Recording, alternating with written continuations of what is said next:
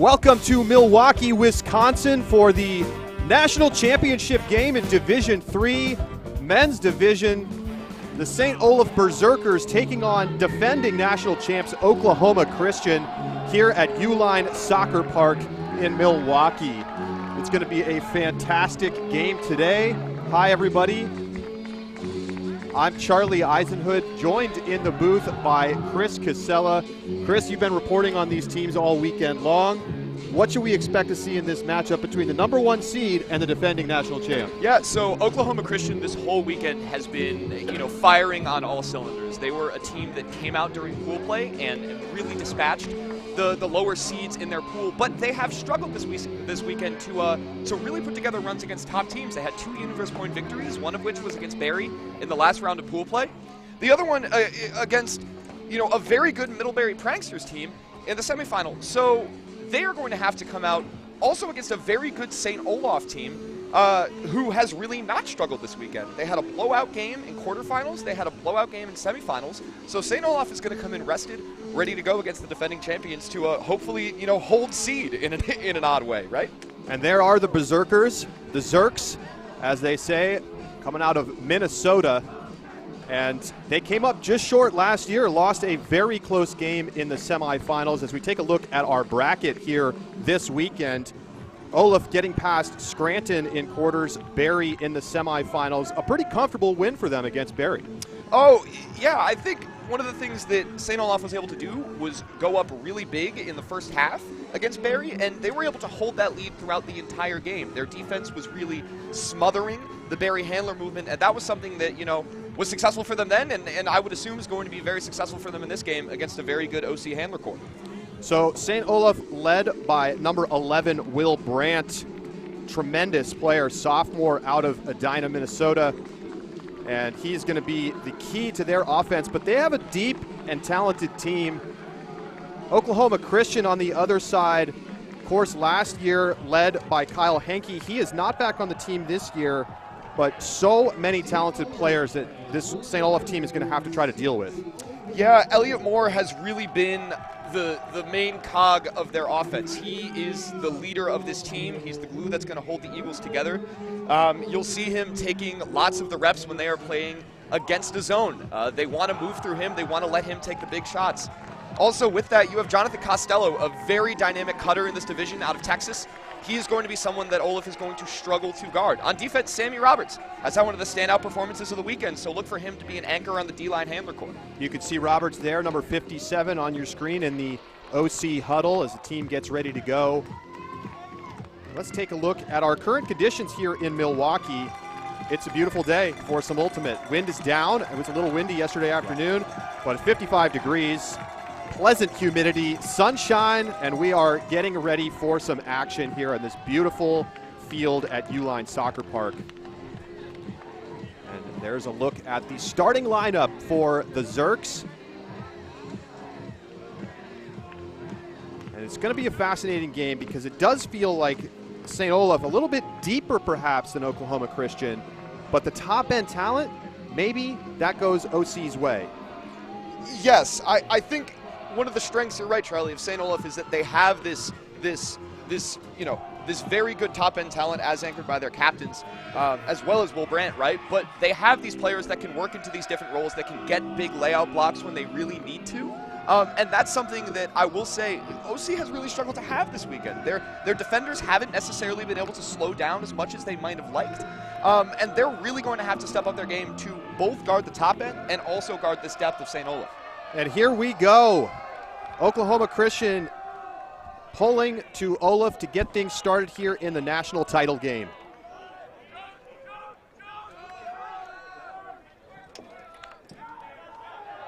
Brandt gets an early touch.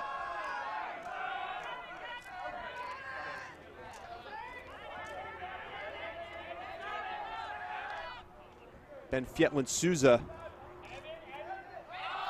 looking deep straight away. He's got Brandt one-on-one, and he comes down with it for the early hold for Olaf, the big spike, and the Zerks are on the board. Just another instance of someone not being able to really run with Will Brandt. He, in the Barry game, was able to take all the top matchups, really run them into the ground. And, you know, we talked about it in the beginning, but he is going to be a problem for this OC defense.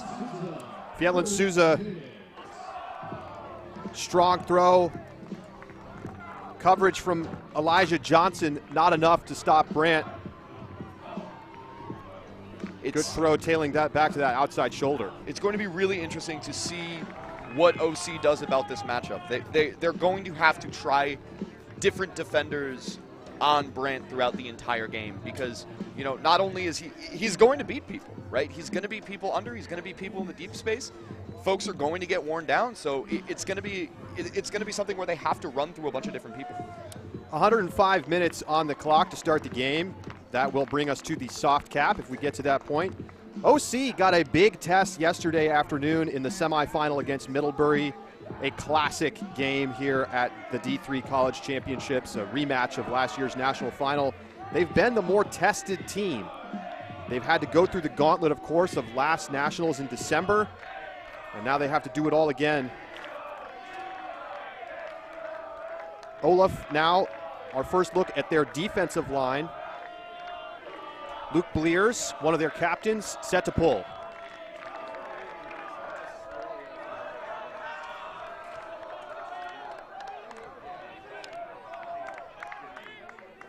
Disc centers to Trevor Cook. And a quick turnover, looking to the inside forehand. And Olaf on the doorstep of the first break of the game, and there it is. Into the end zone, Eric Crosby-Lehman. And it's 2-0 St. Olaf. That's one of the things that OC is going to have to mitigate as much as possible in this game. It's these little turnovers right at the start of the possession, because yesterday, you know, Middlebury really struggled to capitalize on some of these turnovers, right? They struggled to cash in some of these break chances. Olaf just isn't going to do that. They're going to fast break, they're going to go quick, and most of the time they're going to be able to convert those chances. So an immediate turn, and it's off to the races for Olaf. And it doesn't get any easier than that for the first D-line point of the game. And Eric Lehman right back out there. You can leave the top defensive line on the field if they didn't exert any energy. You can look for Luke Bleers there. One of the people on the D-line, played for both Minnesota Windchill and Minneapolis Sub-Zero, top teams out of Minnesota.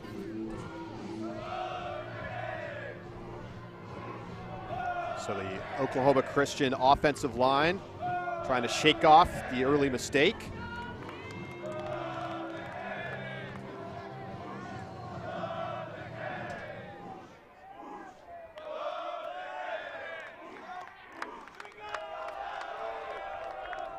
Bleers again with the pull for Olaf.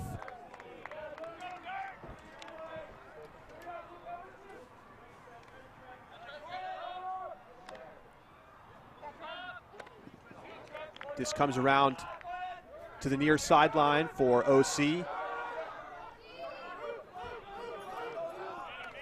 Costello, give and go, gets it back.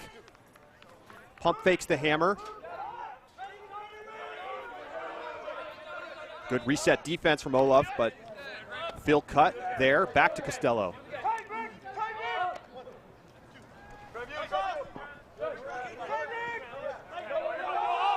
Hamilton into the end zone, and it's tipped and knocked away.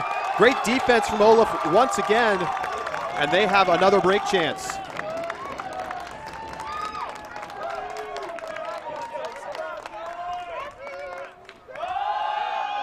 Immediate deep shot. Tailing left, and it won't connect.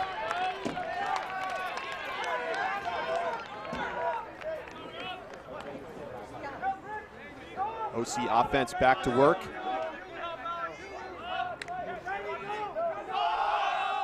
Backhand huck. Easily covered up by the deep defense from Olaf.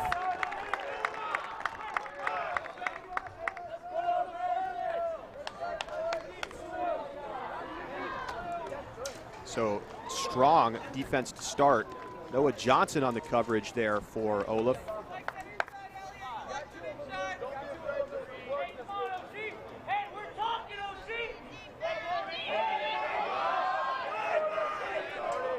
quick underneath to Gordon Larson.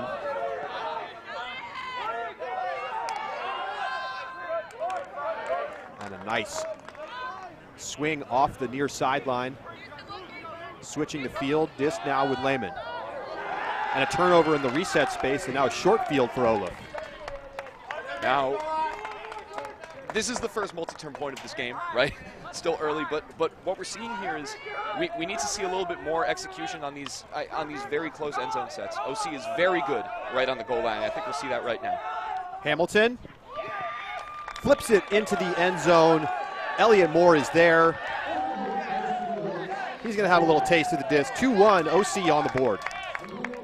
Oklahoma Christian is really some of the best in the business at working it right on the goal line. They are very willing to swing it all the way across the field many different times, and Olaf is able to force turns against this OC offense, which is a good sign for them throughout the game. But they're taking these risky shots downfield. They're trying to execute a little bit too much. I think they're doing a little bit too much with some of their players in the handler set. So it's a bright sign for Olaf that they were able to kind of force these turnovers, but OC was able to battle back, punch it in the red zone. Good defense there from OC on the reset, causing the miscommunication. And then Hamilton to a striking Elliott Moore. Oklahoma Christian had some early turnovers yesterday at the beginning of their semifinal against Middlebury, and started to settle into the rhythm of the game, and see if they can do the same here against the #1 seeded Olaf. Interesting to have the 1 seed be a team that feels like they haven't really gotten to the top of the mountain. It's the first time Olaf has had the #1 seed. They've started to be a competitive program over the past couple of years, and coming in, they have some of those jitters, right? They want to be humbled. They haven't had too many tough games, but it's something where you're right, they're the 1 seed, but they kind of feel like the underdog in this game, just because of that lack of experience at the higher level games. Will Brandt open underneath.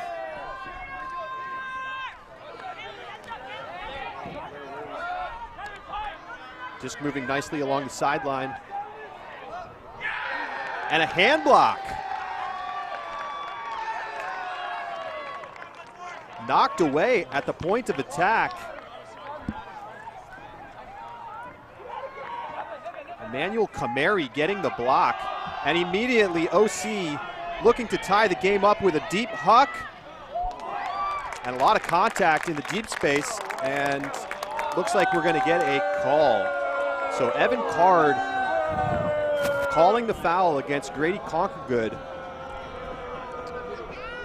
What did you see, Chris? It looked like Concord had the position there, and I think what Card is going to argue is that he took a little bit too aggressive of a path as he was tracking back, and they redact the call. They retract the call. So he takes the call back. He will be back with the Olaf offense.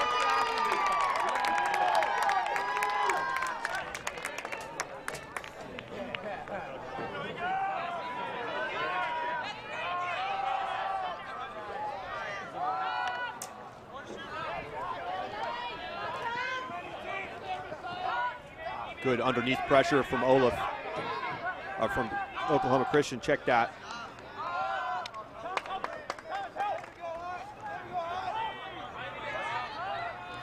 And that's a beautiful break throw to the far sideline, and then Brandt is unmarked into the end zone, but it's dropped. Oh my. That's perfect offense from Olaf. But it tips off of the hands of the receiver. We were just talking about this, Charlie. It's it's those big game jitters. It has to be. That's a catch that they're going to have to make, obviously, and just bounces off the hands. But you got to get back in it and play defense. It's like a foul downfield. And maybe an injury call. Caleb Lance, a little shaken up, calling for a substitution. Hold on.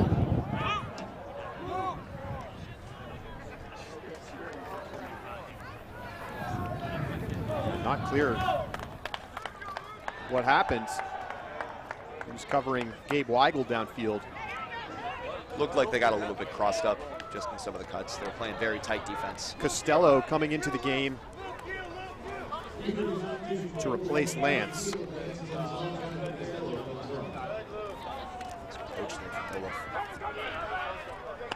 Card dishes to Roberts. Roberts looking deep. Over the head of the defense and into the red zone.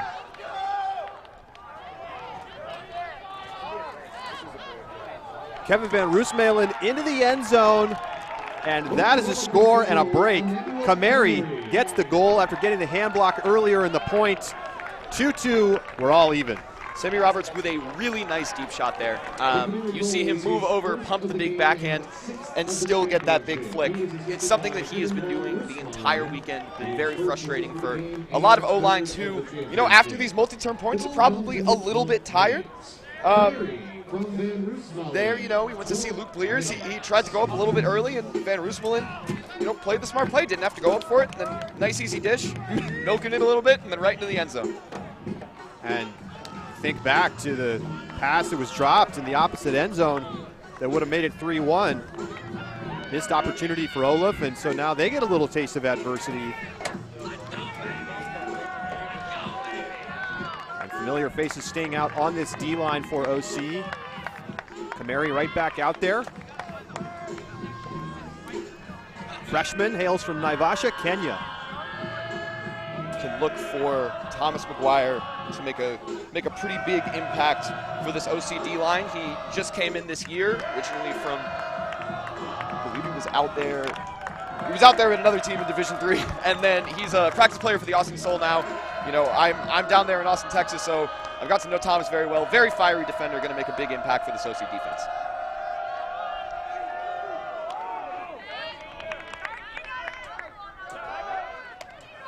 Good opening string for Olaf. They get it into the hands of Brandt. Up the sideline to Larson.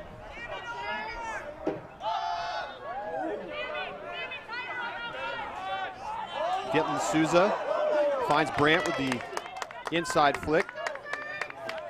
Oh, that's Larson, excuse me. Back to Fjetlin Souza. And that one knocked away. He floated that and left a little too much airspace for Kamari. And he comes in and knocks it away. Not a lot of open side options for Olaf on these last 2 0 points.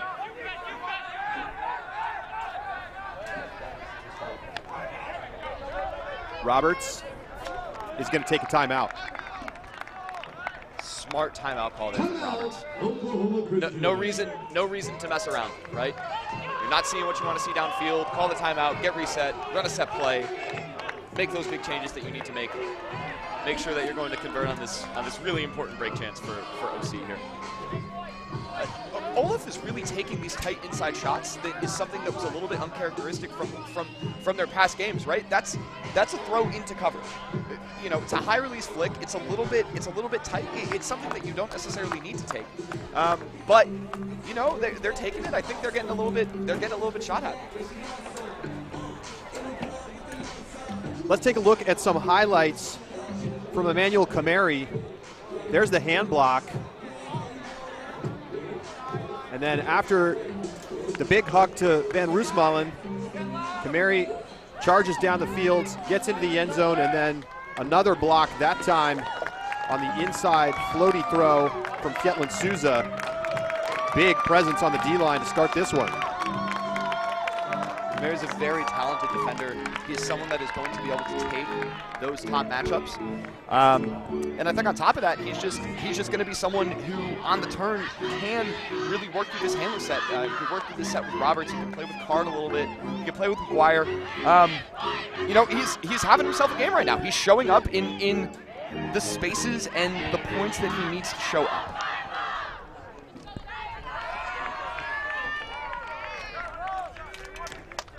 So out of the timeout, Roberts with the disc for OC as they try to take the lead with another break.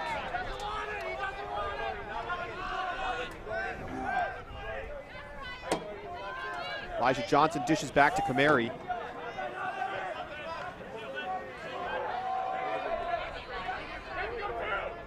Horizontal stack from OC.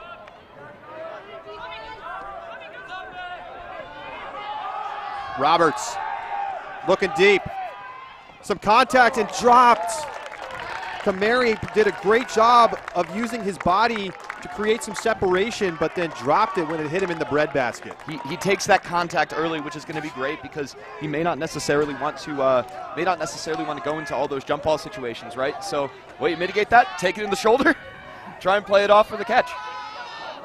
And Olaf, a turnover on the reset.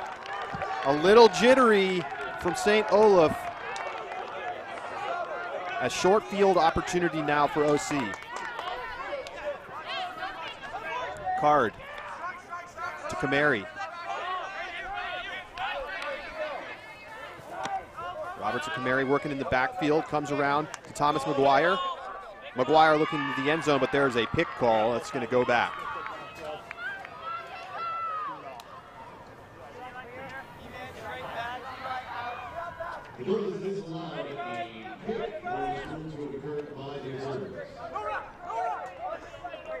Back in action, Kamari.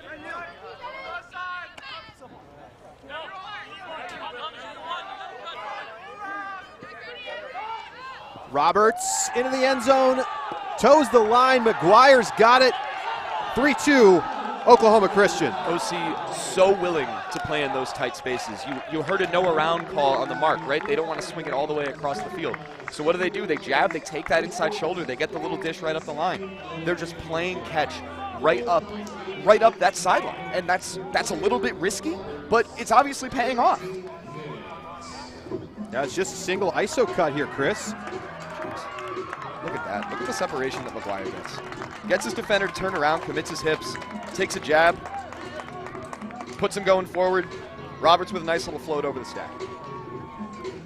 Nice little float over the defender there. Great throw from Roberts. Great cut from McGuire. Good offense all around for most. Oklahoma Christian announcing a couple years ago that they were beginning to offer athletic scholarships for Ultimate Frisbee. And, I mean, it has paid off immediately. Instant dividends as they brought in some big-name players over the last few years. They get a national championship win in December for the 2021 tournament, and here they are back in the national final. I mean, talk about some of those scholarship signings, right? You have Jonathan Costello, who's a graduate student. He came in a little bit late in his college career. You have Max Hamilton, another graduate student, right? Another big pickup here that can kind of help to fill that gap left by Hinkie in the fall, who was another graduate transfer, right? Came in for OC on that scholarship program. Looks like a brick pull here. McGuire with that goal transfer from the Messiah D3 program. Richmond played them a few times at biggest tournament in D3 Ultimate, FCS D3 tune-up, put on by our own Mike Ball.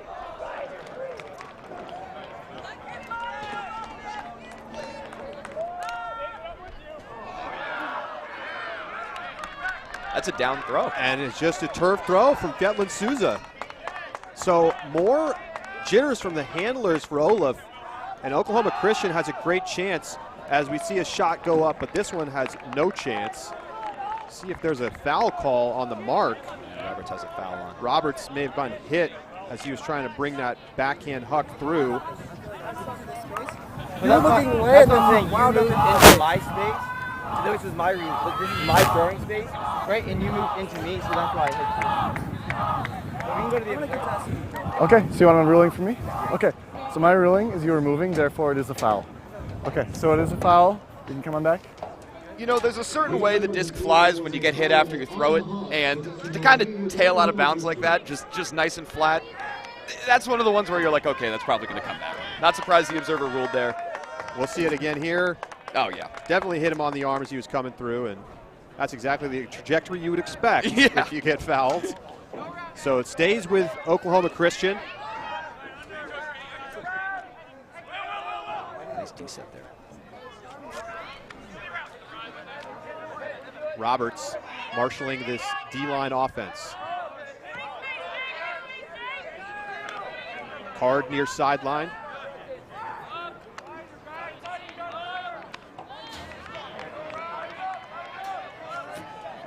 McGuire dishes off to Kamari.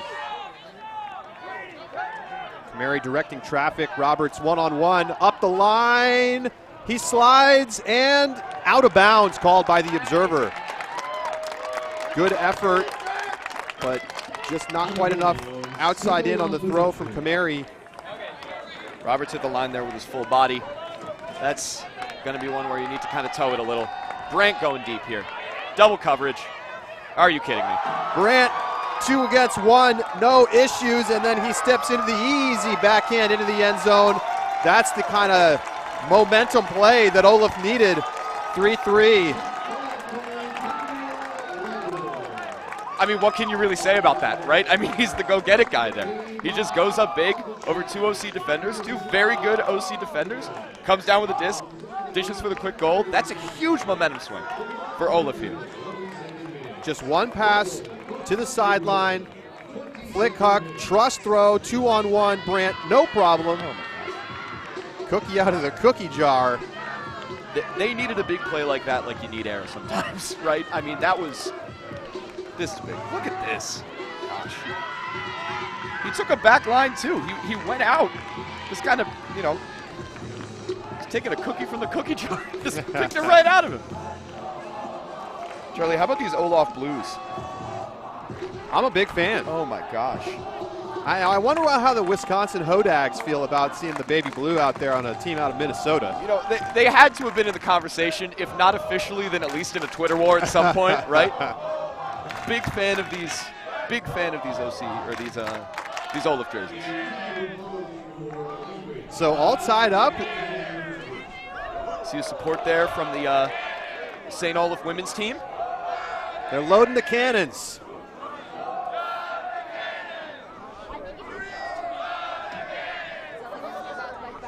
Crowd starting to get involved a little bit. Bleers again with the pull. OC offense back on the field for the first time in a while, and they give it away an early turnover. Max Hamilton can't handle the pass back to the inside shoulder. And so a great chance here for Olaf to get back in front. See if they can convert this chance.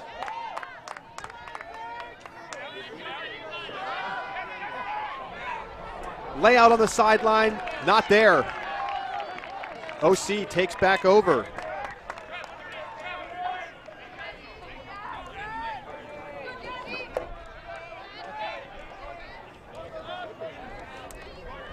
Moore with a big huck. A little bit low for his receiver. I wonder if that was tipped coming out of his hand. It looked like maybe it was slightly redirected, but either way, an easy block. Both O-lines having some trouble in the early going. Great defense from both teams so far. Disc comes underneath.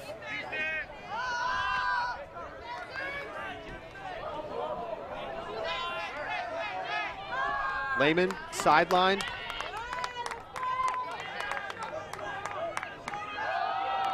And a high release is tipped as they were trying to go over the top.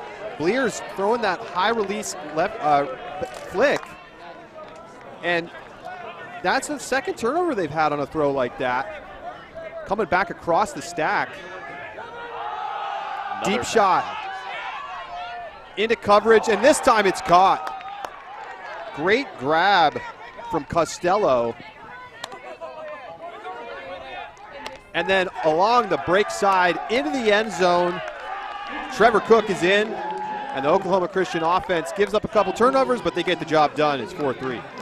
Oklahoma Christian really relying on these big backhand hucks right now. Moore is so good at them. It's something that they are going to rely on for the game. And then you have a big cutter.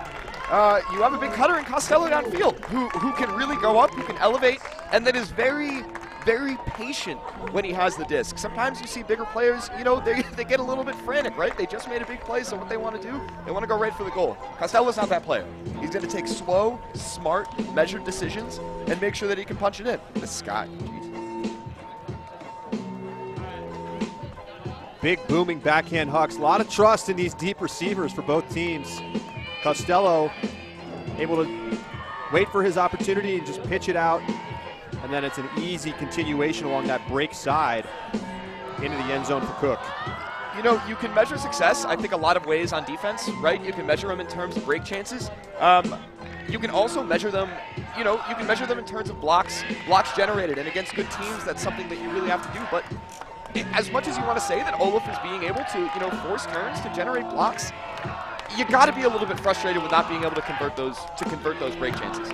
Well, what do you think about a lot of the high release floating break side looks we've seen from Olaf? I'll say something that a lot of coaches have told me, calm down, you don't need to do that, right? They are getting such good separation on these undercuts that there's no reason for them to throw these, these really high degree of difficulty inside shots. High release. Oh, there's Brant with a big huck here. Brant looking deep into coverage, but great position. And an easy catch for Gabe Weigel. Defender never had a bead on the disc. Weigel was one of those players that yesterday when I had the chance to talk to Will Brand after their semifinal game, he was someone that he said wish got a little bit more attention, right? He's a great player. I believe the quote was, doesn't get enough love. So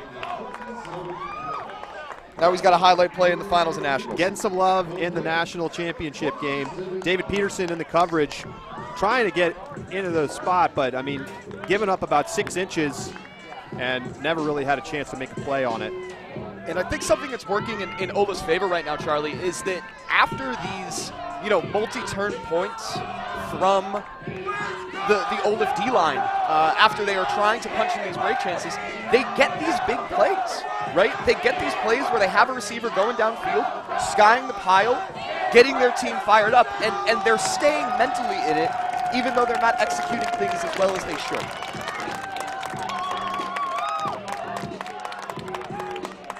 Beautiful day for some ultimate. Lots of fans in the stands, even here early in the morning in Milwaukee. 9:35 a.m. start time for this championship game. I will say I'm surprised by the amount of people who packed in for this early game. I know after my Sunday of nationals, I wasn't trying to wake up to come watch a final on a Monday, but props to the crowd for coming out and supporting these teams. Always great to play in front of a crowd. Disc centers up to Elliott Moore, and a zone look for him, St. Olaf. Changing the pace. Roberts calling a foul as he's unable to pivot. This is a really aggressive zone from Olaf here.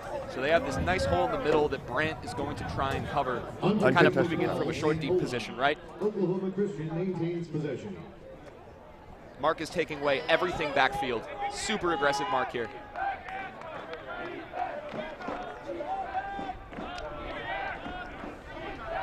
Beat through the middle. Spell count's getting high here. Spell looks like he calls a double team. Wonder if we're gonna see a pace out here. So is it contested the double? Oh, you didn't drop on it.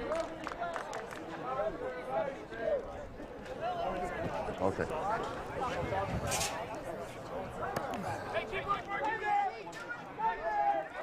Just back in here.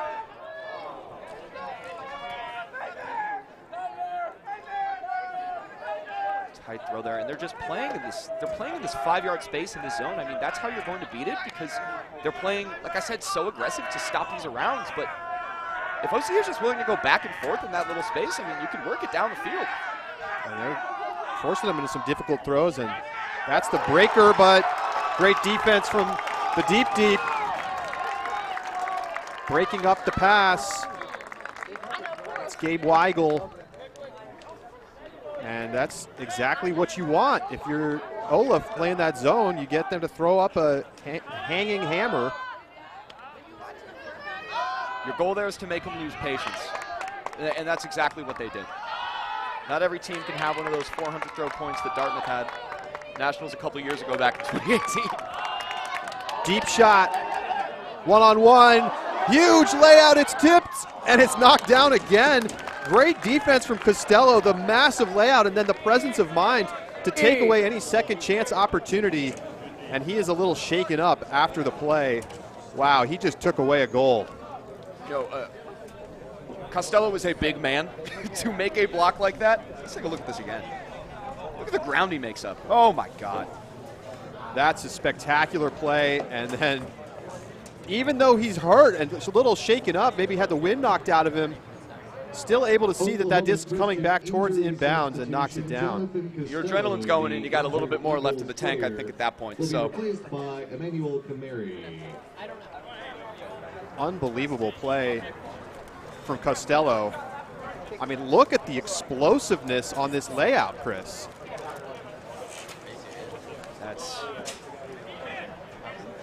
That man is. Sorry, I'm looking at that. We looked at it in the review. We looked at it in the recap a few times. We looked at it on the replay. That's a lot of ground. More with a big huck here. Wide open Hamilton downfield. Oh, and just totally blown coverage the other direction. And Oklahoma Christian on the doorstep as Hamilton just gets to pitch it into the end zone. No problem. Trevor Cook is there. And wow, that is a big mistake from Olaf after the injury. Just completely losing track of the deep defender. That's another missed break opportunity for Olaf. They ran this zone that was meant to force a lot of throws. They executed that goal. They forced a lot of throws. They had a big hammer over the top, right? Flew over Card's head. They throw it downfield. Once again, giant block from Costello. So maybe Olaf needs to play a little bit more conservative on their break chances. It's been a theme throughout the game with these high inside flicks, these deep shots that, you know, now they know that there's going to be a no-fly zone around Costello when he comes back into the game. They really need to calm down, I think. Calm down, collect their heads, make some good points. I mean, they've had plenty of chances. You look at the opportunities they've had so far in the game. I mean, 4 break chances, and a lot of them really good ones. I mean, we've seen a couple in their own half. They're just 1 for 4 on breaks in the game. Oklahoma Christian on the other side, 2 for 5 so far. So both O-lines giving the disc away. And the D-line's playing great defense, but not able to make a lot of conversions. But OC up the break as we're about midway through this first half. And another scary throw just on the simple centering pass for Olaf. You can't get frustrated here if you're Olaf. They dug it out of the ground. Just play your offense now.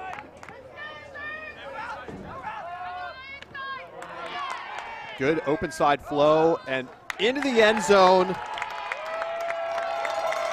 Layout is there. Cade Ashland doing a lot on that point. Just running up that sideline and into the end zone. We'll see it a little bit in this replay, but Olaf is really able to get good separation on their cuts here. Oh, a little bit blown on the mark there from Roberts, fell down. McGuire gets beat strike. Ashland, freshman. Nice little pump fake earlier. Charlie, I gotta say, something that I think has been a little bit surprising as we have watched this Olaf offense develop. You know, we're talking about these tough shots that they're taking. Olaf is getting such good separation on their cuts, on their unders. They can throw 15, 20-yard unders all day down the field. And that's something that I think they're going to need to lean into, especially on these break chances, if they're going to want to get a lead in this game. Name of the game for them has been going up early. That's not going to be the strategy for this game. It's 5-5 right now. These big leads that Olaf has had the whole weekend are not going to be as comfortable. They're not going to be there.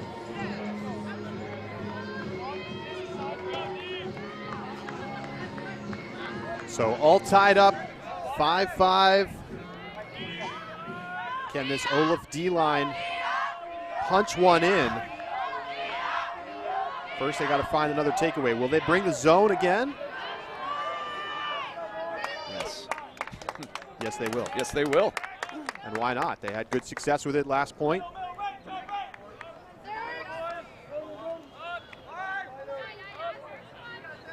With a nice scoober over the top. Costello back in the game.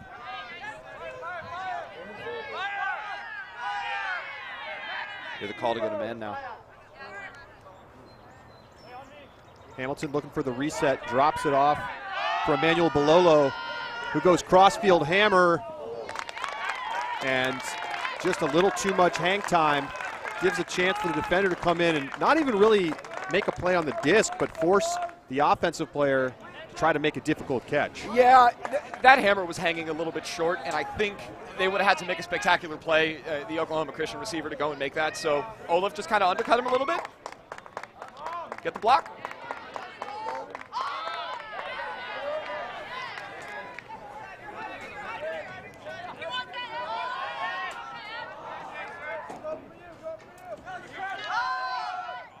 This coming all the way around. Trevor Laugen resets over to Larson. Miscue there. And just not on the same page with the cutter. Back to OC. Nice defense there on Moore. Cook. Thought about the forehand, instead resets to Roberts.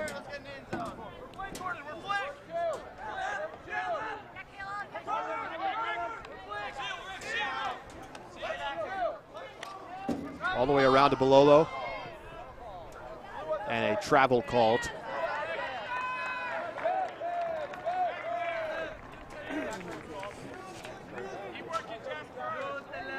Lehman on the mark against Cook.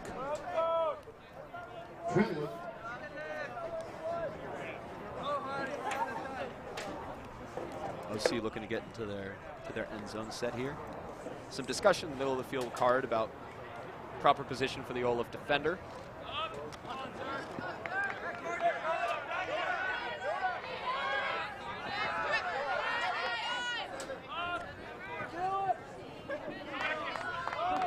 A lot of handler motion here for OC. Bololo has space, but great defense on the backside from Olaf. And a better throw might have been a score, but because it hung out wide, Lehman had an opportunity to lay out and knock it down. Oh, look at this block. Oh my gosh. And Bololo still almost came up with it. Nice safe play there from the Olaf defender. Just throwing a mid on the disc. So the Olaf D-line gets a chance. See what they do with it. Going deep here. Big shot. Blading a little. Olaf has some timeouts to burn.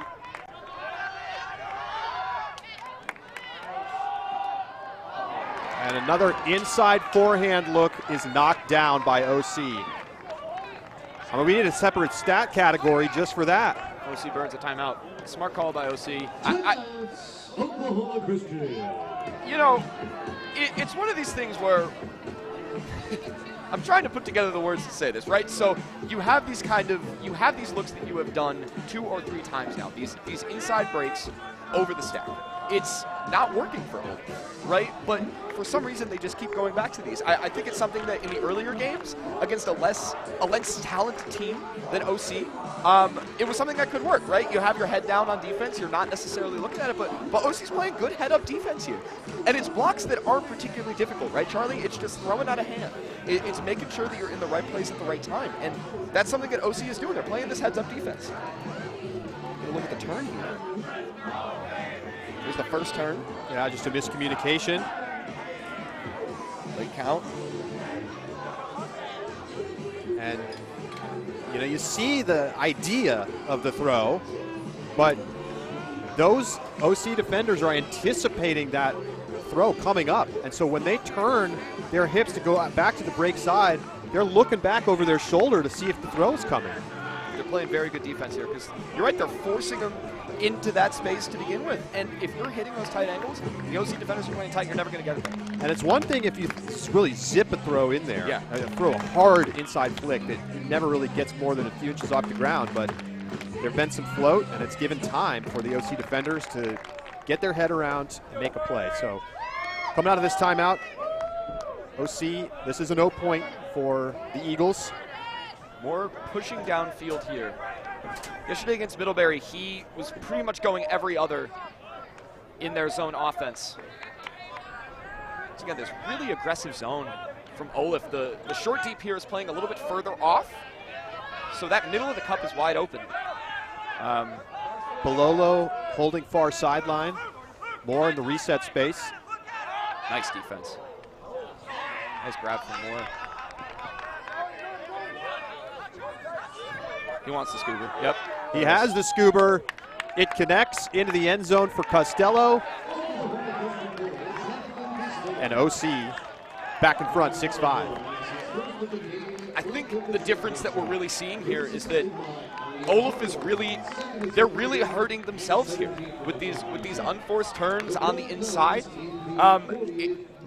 Oklahoma Christian is just able to kind of to dictate a little bit better when they get the disc back on offense, but they're throwing hard looks. St. Olaf is able to get blocks, and you compare that to how the OC defense has been dealing with the Olaf offense. The Olaf offense hasn't really, they've had some turnovers, but they've been on a little bit of miscommunication errors. And when they get the disc back, they're doing a little bit better of a job to push it into the end zone. Charlie, I think Olaf just needs to slow down here a little bit. I mean, I play a lot of golf. I know Mike plays a lot of golf. Like, when you're having a bad round, you can't try and keep going for the green with like a 3-wood from 250 out. There's just nothing. Well, you can, and that's what makes me a bad golfer. Exactly, right? But like, occasionally, take the layup, do a bunch of small passes to get to the front. And the options are there. Putt, right? The options are there for them. I mean, it's clearly something that the coaching staff needs to talk about with the team, perhaps at halftime. On a nearly a run-through block, but now down a defender. Olaf easily past midfield. Now going deep. A missed chance, and then a layout score! Who but? Will Brandt! Who but, Charlie? It looked like it was going to be knocked away by Oklahoma Christian, but Brandt stays with the play. Card read this perfectly. He read it perfectly. Look at that. Full extension. And no question about the catch. We saw Walter Frankenberg come up with a similar play in yesterday's semifinal for Middlebury, but ended up getting called down by the observers. No doubt about that one. Yeah, that one was up. The Brent catch. The Brent catch was definitely up. Really impressive stat line through 6 points, 2, 2, and 1, and 0 turnovers. He's +5 through 6 points. And we haven't even really seen him much on defense yet. I'm not sure if he's even played a deep point to this point. Crossed over. We'll see if we'll see him maybe at the end of this half come over and play a deep point.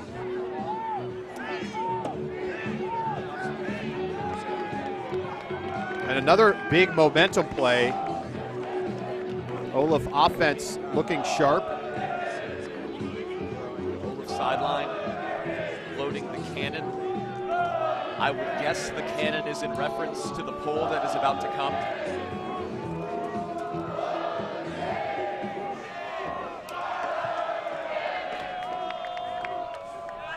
Low pull here from Olaf. Different look in the handler core for OC this point. Cook. Oh, nice defense there.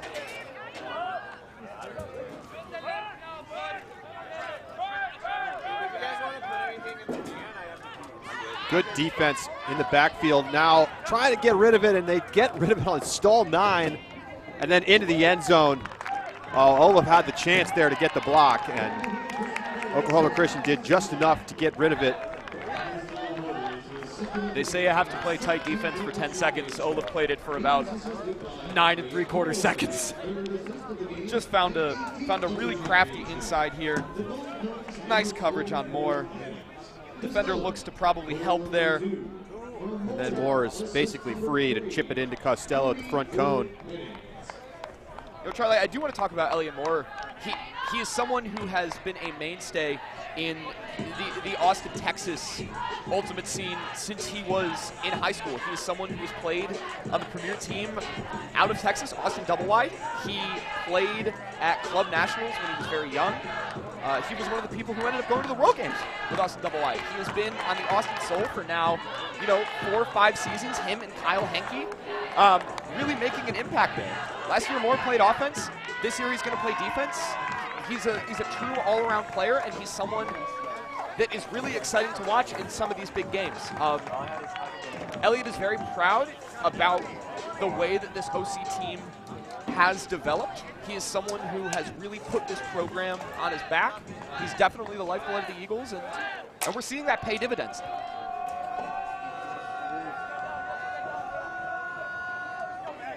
Flick pull there from Roberts, paying homage to Justin Allen, maybe.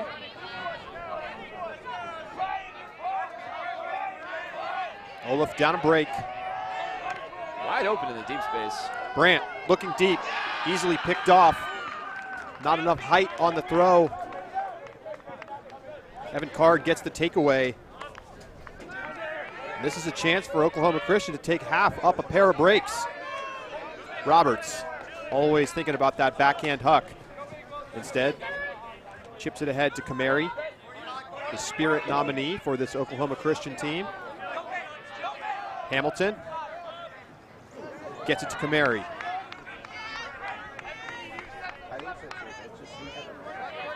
Nice defense there. Nice defense there on the reset.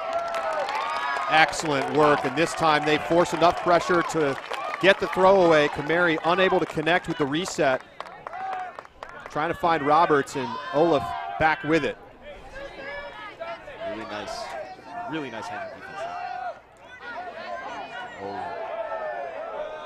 Clips the back of the heels there. No call, gets right back up, starts playing.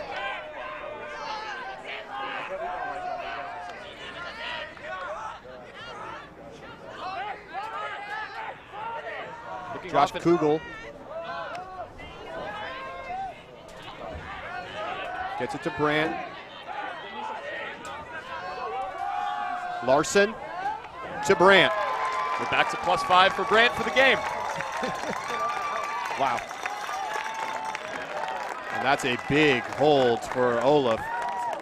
He looked on the verge of being down 8-6 at half and needing 3 breaks in the second half. And now we go to the final point of the first half.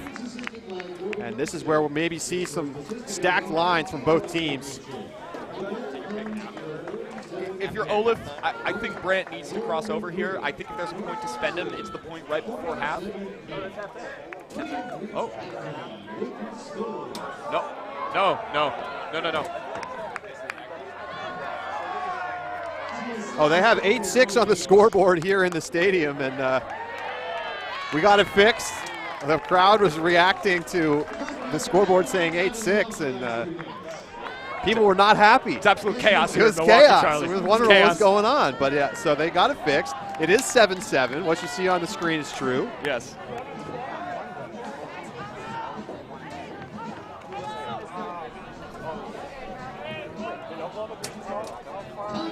So a timeout. Yes. Makes sense to see a timeout here. Both teams trying to figure out what they're going to dial up for this critical point. Looks like we do see Brandt crossing over here. You got all the, you pretty much have the top 7 on the line here for St. Olaf. This is a universe point type of situation. Saw Luke Blears getting ready to pull, and there's the OC O-line. You see Garrett Taylor there, first runner-up, D3 Men's Coach of the Year last year. I had the opportunity to talk to Taylor a lot throughout the weekend. He's someone who's always willing to talk strategy, someone who is, you know, one of these coaches that will go out and scout extremely early in games, even in games that OC should have no problem winning in. He's someone who wants to be extremely aware of everything a team is going to do, so OC can execute when they have to. He's intense, he's fiery, he's extremely smart. He's a coach that you really want to play for, and I think a lot of the guys respect that. We see a fairly regular O-line here from Oklahoma Christian. Manny Bololo was able to play on Dallas Legion this year. Got some good games in. One game against the Minnesota Wind Chill.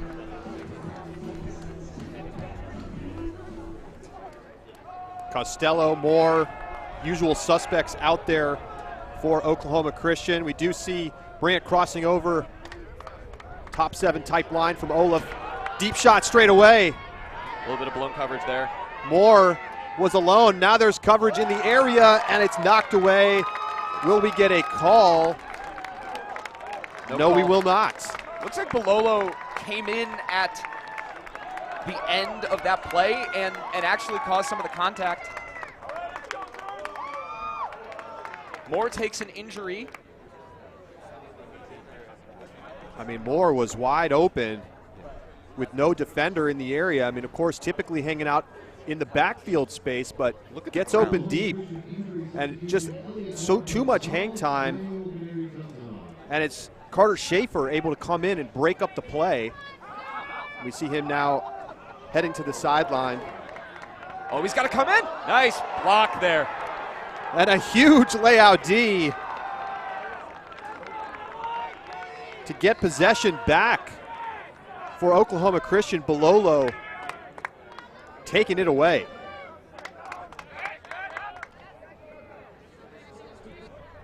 Costello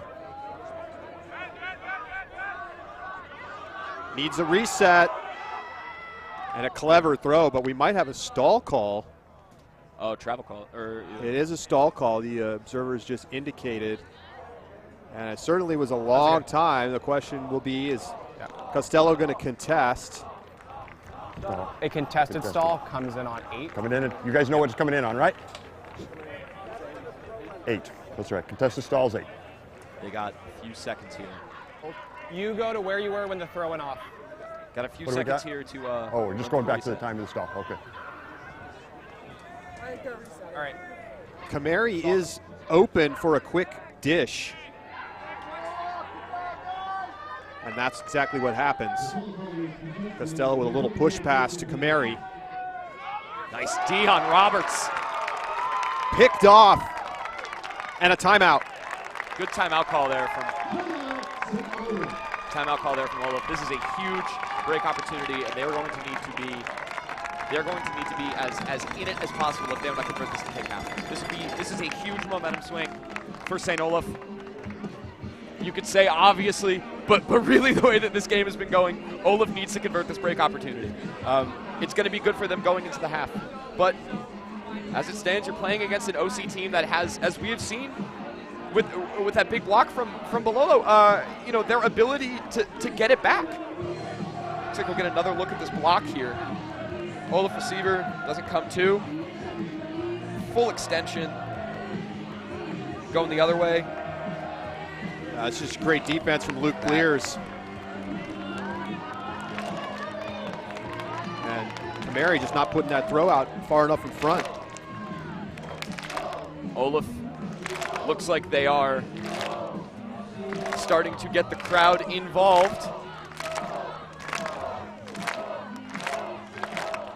Look at that. A lot of teams out here this morning. We were commenting on the early final, but a lot of teams had consolation games at 8 a.m., so they had to be here anyway. You know, I got to say, great move by the TDs there to put that 8 a.m. consolation game. Get some people here to come in and watch this very exciting final. I mean, this is what you want, right? You don't want to blow out. You want these tight games.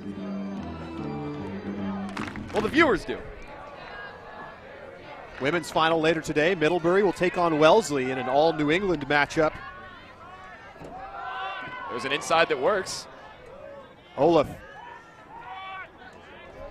trying to take half.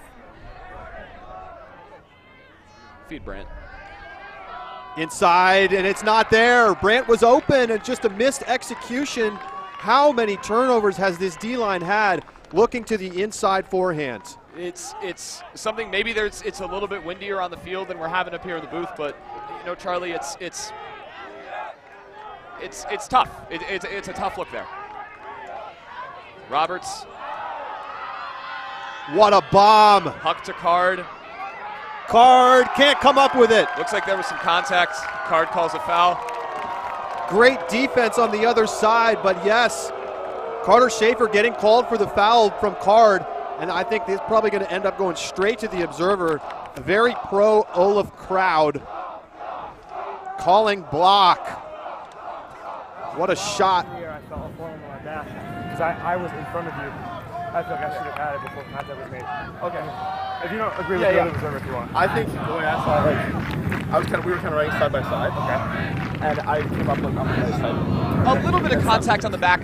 A little bit of contact on the back of Card there, but I think. So at this point, we can agree to contest the foul and send it back, or we can come to me. It's up to you two. Okay. Yeah. Yeah. We'll go to the Okay, so my ruling is that I did see what you saw. There was a forearm in the back, so it is a foul. We're going to have the disc on the goal line here. Yes, please, thank you. Thank you. So the foul call upheld by the observer. And I mean, if there was contact, there wasn't very much. A little bit of a forearm in the back as he was going up to make the play, and sometimes that's enough contact to knock an offensive player off their line. You know, you have a lot of tight plays here. You have some contact. I don't fault Card for making the foul call. I think that's one that can really go either way depending on how they want to discuss it. So, Costello in the red zone. Stagnant here from OC. Kamari to Roberts. Huge roll there. Reset pressure has been excellent from Olaf. A little wrapped up there, it looks like.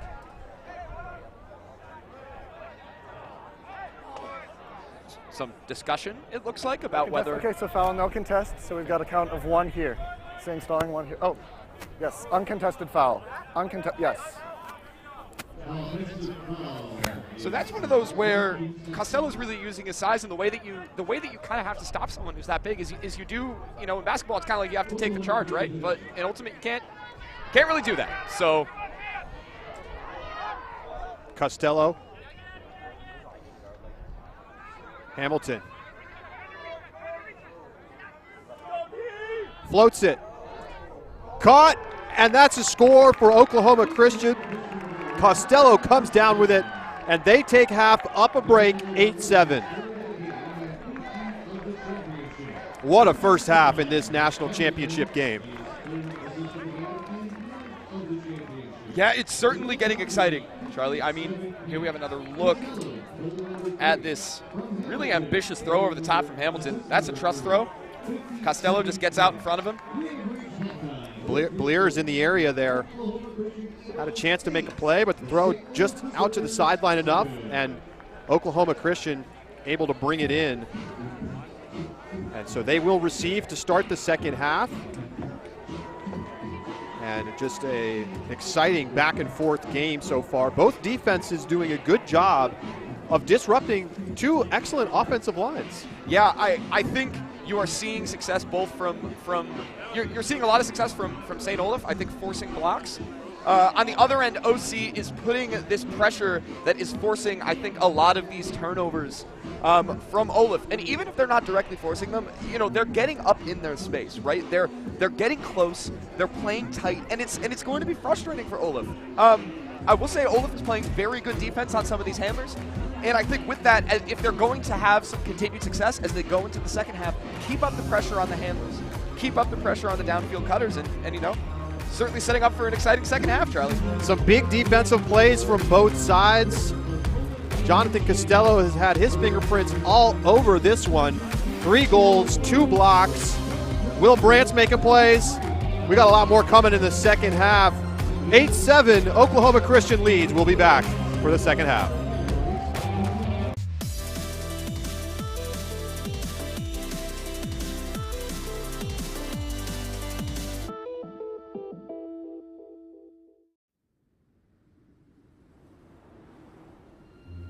What would it look like if a competitive sport didn't mean a choice?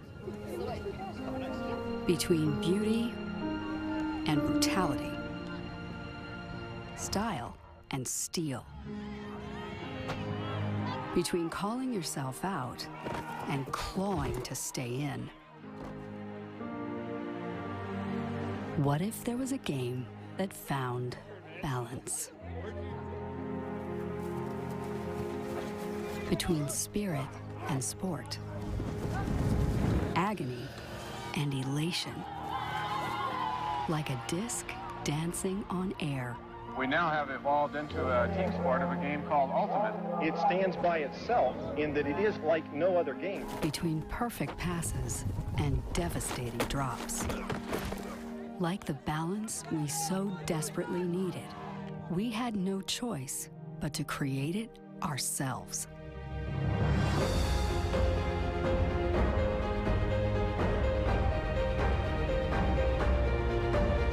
Long live grit and grace.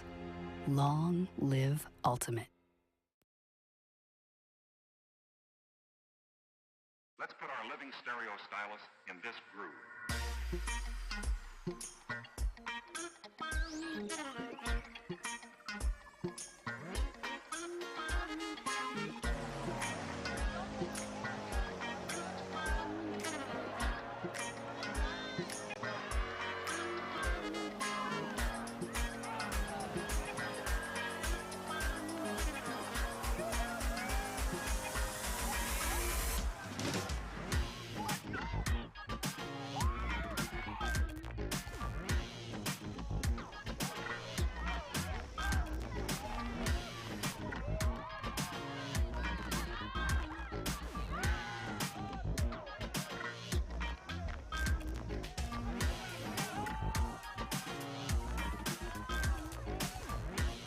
So that one is pulled down.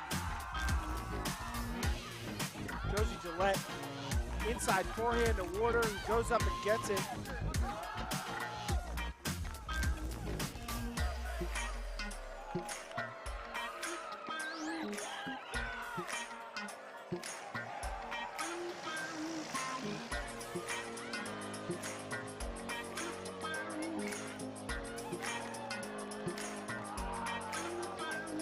Villanueva with the blade and a great one-handed catch.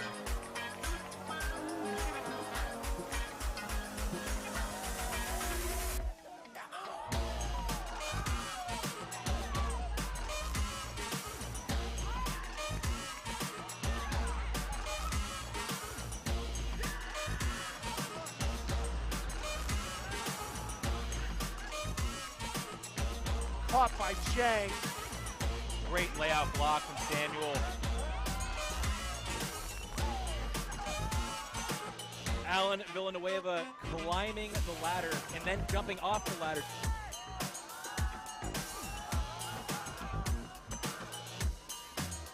Mountain pops in the air and a great grab. Looking to break to take half. Goss to the end zone and a layout catch. Baby shark, baby shark. That's a breaking news.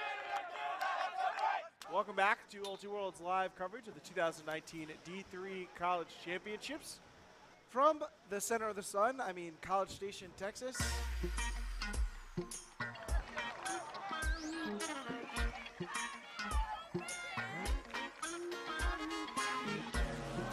Abby Chang going for it all. Absolutely, just ripped it. Unmarked. And she puts up a beautiful shot.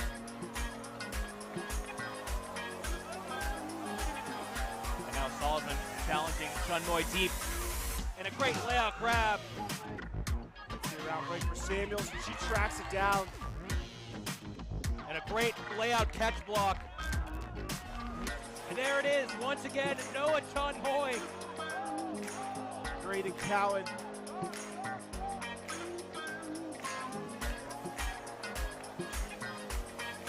DiLorenzo looking for the goal right away. That one's floating up. And Villanueva goes up. He goes up so early and so high. Great block.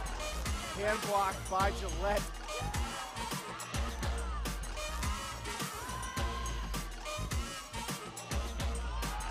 Salzman goes up big with the hook to DiLorenzo. DiLorenzo has a step and the height advantage.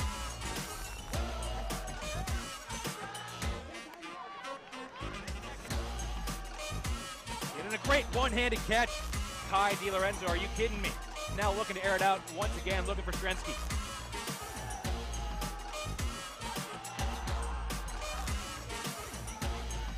A great toe of the line by Zoe Hecht.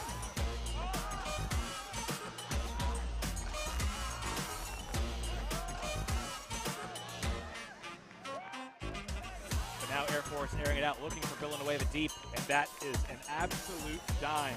Now Gillette unmarked, and that's a recipe for a backhand huck. Hecht with the fall down forehand. Making them 2019 national champions. National championship in her hands. Thank you, USA Ultimate.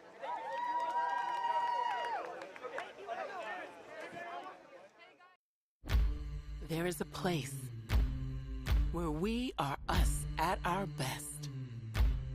A place where everyone is welcome. Regardless of age, shape, skin color, or anything else that tries to box people in. A place where we defy the odds, defy the naysayers. And even defy gravity. A place where it's accepted that success doesn't belong to the faint-hearted. It belongs to the brave, to the determined. A place that knows grit, knows grace, knows bright lights, and knows empty bleachers. A place where we remember to laugh. Where we learn to trust. Learn to high-five strangers. And eventually, even learn to fly. A place where character, community, and competition are all as balanced as a disc in flight. That place isn't in a stadium or on a field. That place is in the spirit of our players. Because we don't just play ultimate, we live ultimate.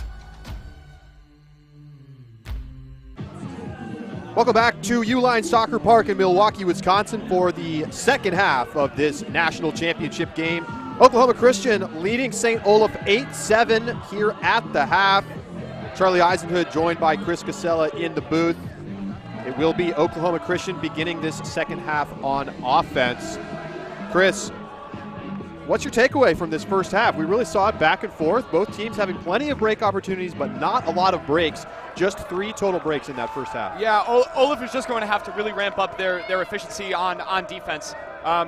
You know, they're going to have a chance to do it right now. It looks like Will Brand is crossing over. But when they get these blocks, they're going to have to try and convert them. If they don't, looks like it's, you know, it's getting pretty tough. They'll need 2 breaks. Nice they want to try to there. win this one, and Oklahoma Christian has had more opportunities. They're 2 for 8 on break chances in that first half, 1 for 7 for St. Olaf.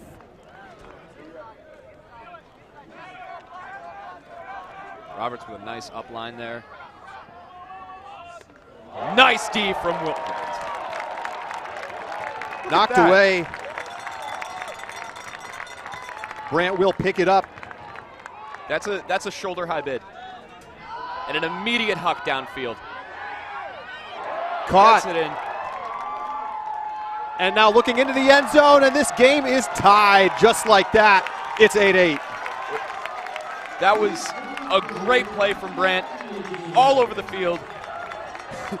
Touching some grass down there, getting shoulder high, getting the block. After that, shooting it deep for his receiver. Quick dish. Olaf breaks 8-8. Look at this block. Bololo going up the line, trying to find Costello. And this is just an excellent individual defensive play from Will Brant, who lays out early, anticipating it. Then he puts the deep shot up. It gets brought down. Gordon Larson then into the end zone for Kelby Anderson. And that is a great way to get things started if you're a St. Olaf fan. Brant easily stringing together one of the most impressive performances. One of the most impressive performances of the tournament. Yeah, I mean, crazy thing about Brant, he's only a sophomore. He's got at least 2 more seasons in this division. You know, if he opts to take a 5th year, he's got 3. He's only going to get better from here, right? And that's something that is scary for the entire division. But forget the future. Right now, he's the highest impact player on the team for St. Olaf, and OC is going to have to find a way to deal with that. 2-2 now on breaks. Temperatures near 60 degrees. Wind picked up a little bit since early this morning, but still not too much wind. Olaf brackets that side stack. Shut down more in the middle. Looking deep. Look at the speed from Elliott Moore. Not quite into the end zone. He lands on the goal line, so he'll come tap it in on the line. Oh, he pops it up. Dangerous, but it's caught. Costello brings it in. Big body. And Oklahoma Christian right back out in front. That huck hung for much longer than I think I expected it to.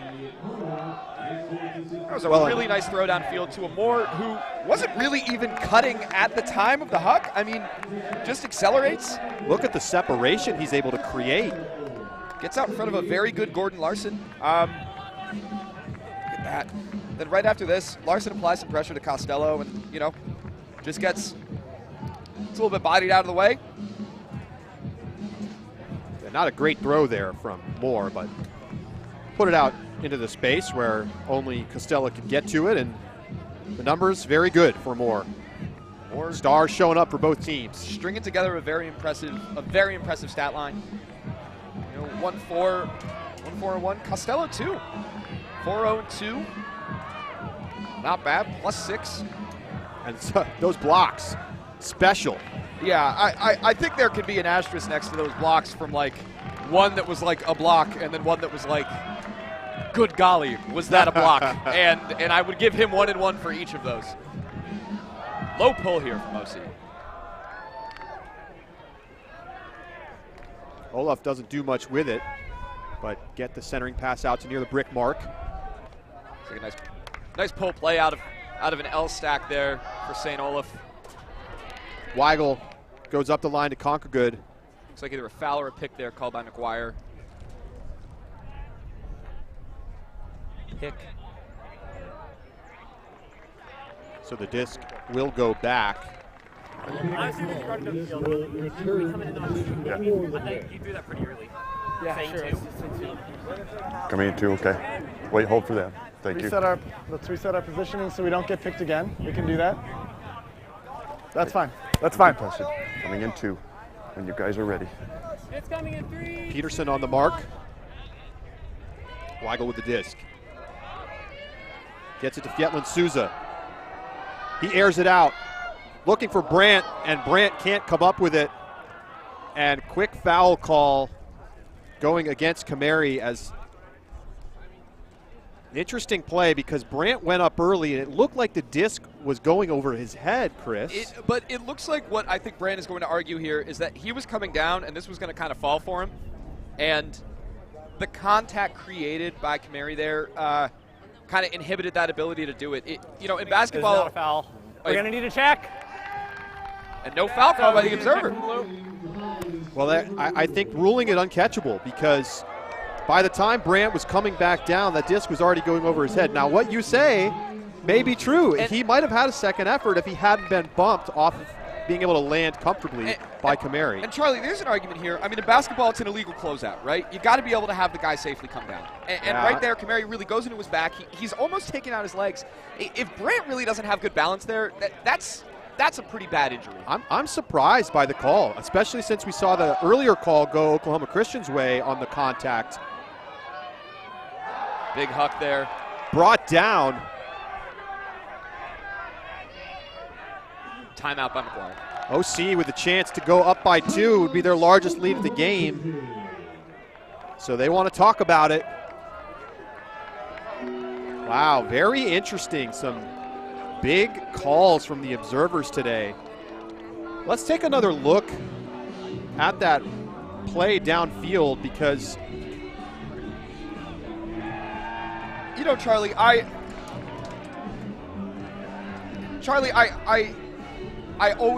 trust and I respect the calls of the observers here, but you compare that to the foul that went to Carr, right? Compare that. There was contact on the back, right? There's contact on the back that affects his ability to make the catch, even though he gets a clean block.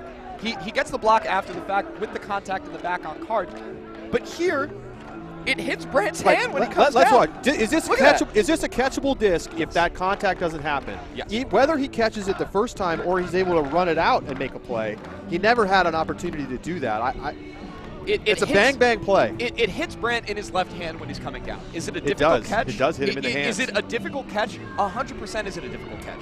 Does the contact itself inhibit the ability for him to make that play? I don't understand how you can say that it doesn't. Obviously, I'm not down there.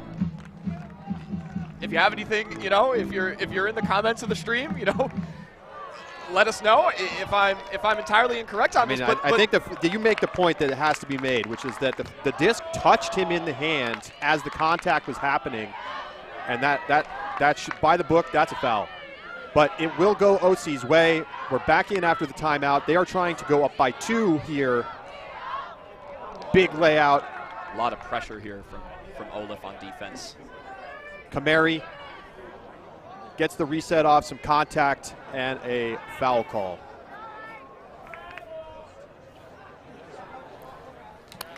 All right, we're going to come in on a defensive check, saying sparring 1. You can take a breath if you need it. Yeah. Okay. Roberts. McGuire dancing at the front cone. And into the end zone, it's McGuire, and it's now a 10-8 lead for Oklahoma Christian as they chase their second straight national championship. You know, regardless of what you could say about what happened with the turn, you can't argue that OC is being efficient on their offense after the turn. They're doing a very good job working it down the field. They're doing a very good job sticking with their resets, even through the contact of the Olaf defenders. Let's take a look at this foul one more time. One more time. I mean, you could almost call it dangerous play because he almost takes his legs out from underneath him. Surprising overturned call by the observers. And into the end zone goes McGuire. Remember a few seasons ago when Zaza in the NBA had an illegal closeout on Kawhi Leonard and took him out of the playoffs? It's that kind of deal, right? It's that thing where I don't know if there's going to be a revision or there's going to be something, but you got to make sure that you're protecting the players with that. And if you get undercut like that, like you need to, in my mind, even that could be a card. And normally I wouldn't get worked up about it, but it's something that impacts the flow of the game. It is something that changes the course at that point. And I don't know. Olaf's got to keep playing. Can't do anything about it now. Didn't bother OC. They got to keep going. Each team now with a break here in the second half. McGuire just scoring his second goal for the OC break. Olaf's O-line back on the field. Really good separation once again from these Olaf cutters downfield. Ryan Harvey looking up the line. Wow, what a grab. Not into the end zone, and now maybe some discussion with the observers. What a catch from Ben Fietland-Souza. Active observer call. It's an active observer call. Is the in-out. I'm not sure if he's calling up-down or if he's calling in-out. I mean, he must be calling it down. Okay, you guys are coming to me for a ruling. The observer ruling is that disc is up. Oh, okay. It is your disc here. Restarts with a defensive check on disc, stalling 1. Oh, he called it down. I thought he was calling him in. I think maybe he thought the disc moved when it hit the ground, like he'd lost control of the disc. Yeah. Interesting. Maybe we'll get a chance to take another look at that. But either way, it's called up. Fietland-Souza with it on the cone. Right on the goal line. Great catch under pressure and double coverage. Woo! And he tries to sneak it through, and it tips off the hands of the intended receiver, and it will be OC's disc. That's one of those instances where you have the energy going, and you just don't necessarily execute right when you need to. That last second is so crucial. And Roberts with a big backhand, the bread and butter. McGuire in the deep space, boxes out. He's got it. Taunts a little bit. McGuire with another big goal. Back-to-back goals for breaks for Thomas McGuire, the sophomore out of New Jersey. And OC has their largest lead of the game. It's now 11-8. And a couple of critical turnovers from Olaf. This right here. Fietland-Souza has an opportunity to hit it up the line and then tries to sneak it through. Kind of bounces off the hands of his receiver there. Yeah, and Roberts, the only one there to make the interception and then going the other way. What great play from McGuire. And stares down the defender for a moment. You know, Charlie, if the Olaf coaches are simultaneously coaching and watching this live stream, what I would say is on these turnovers, Roberts wants to shoot it deep. He wants to get you to bite on the flick hunt, and he wants to get you to come around so he can throw this big backhand. If I'm Olaf, I make a little bit of adjustment downfield, right? I start backing my people, and I start forcing them maybe a little bit into a flatter mark to make sure that that downfield isn't going to be there, because Olaf can run with these guys on these unders. Olaf, I think, is still in this game, but, you know, this is going to be a big hold for them. They got to bring this within 2. Well, so many missed opportunities for Olaf, both on their O-line and D-line, particularly in the red zone. There's an offsides over there. So, yes, the observer held up the offsides call. It's up to the team whether they're going to take it or not. It looks like they're just going to go ahead and take it from the center after it went out of bounds. But no, offsides is now an optional call for the typically the receiving team, but for either team. It's so interesting because it's very difficult when you're in the middle of the game to communicate that there is an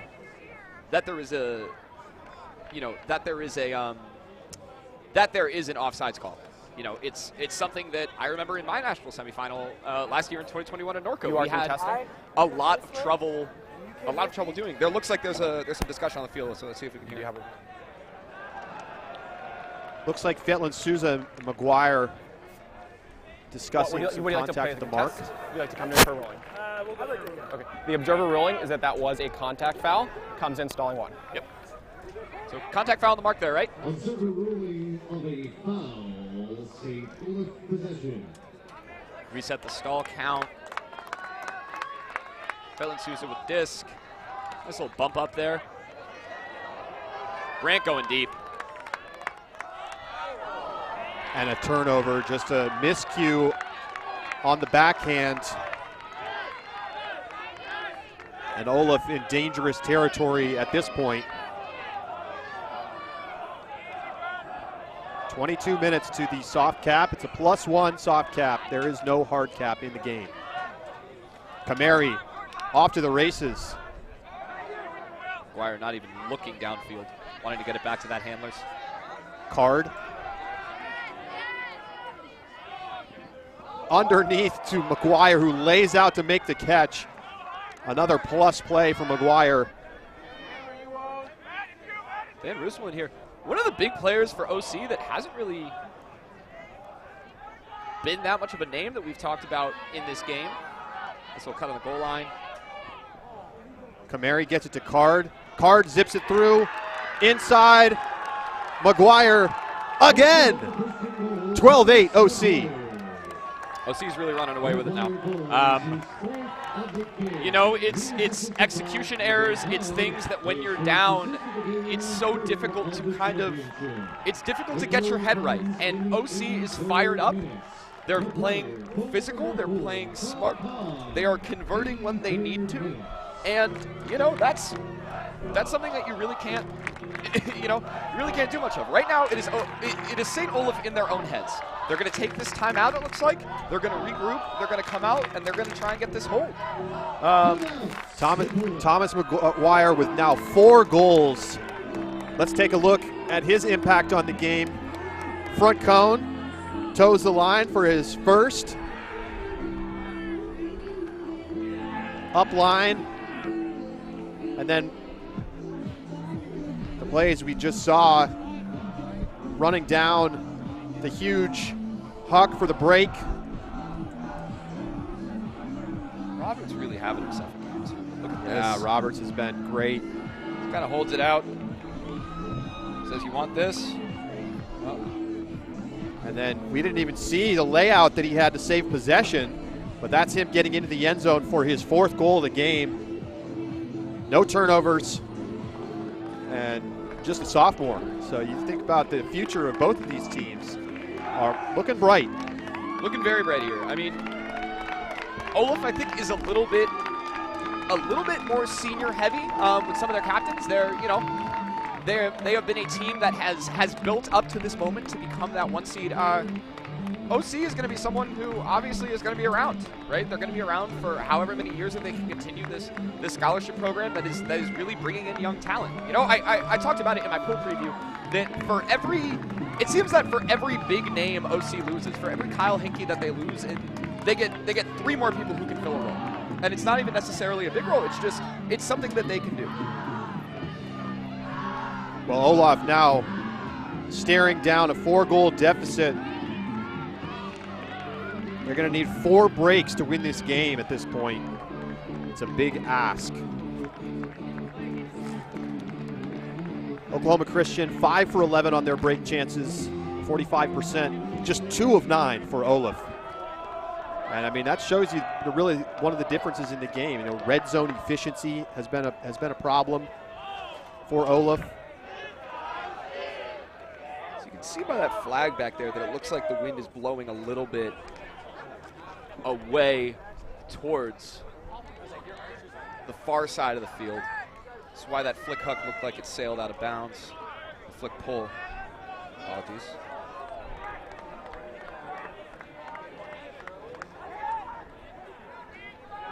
Look at that separation.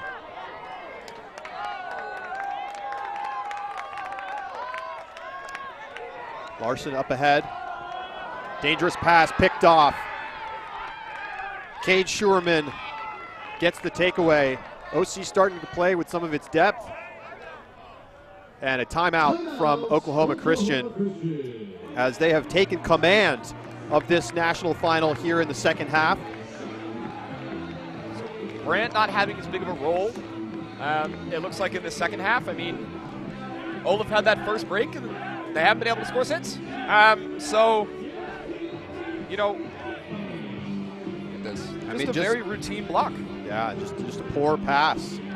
You know, that's there if you throw a hard, flat forehand right up the line, but if you hang it up like that, that's been a problem all game long for Olaf. It's something that it's these little mental mistakes, right? It's these things that when you are down, when you are struggling to gain momentum, it's compounding errors, and it is so tough to overcome that. You know, if I'm in this huddle right now for St. Olaf, I'm saying, hey, we're really beating ourselves here. We're taking these looks and we're throwing into very good defensive coverage of OC. But I wouldn't necessarily say that there's been a lot of forced blocks against Olaf. It's a lot of missed execution errors. And if you're going to compete against a team that is coming off of a national title, you're going to compete against a team that is able to bring in this very good talent, you need to mitigate that as much as possible. You talked earlier when we were in the open about how this Olaf team hasn't really faced much adversity this weekend. They've kind of cruised their way to this national final, and now they have to face this adversity. How will they respond? It really needs to start right here for Olaf, as Oklahoma Christian defensive line doing great work. This shot goes up the sideline, connecting with Kamari. Kamari so active. Oh, and a beautiful little backhand into the end zone, but there's a call way back. All the way back at the very beginning after the timeout call.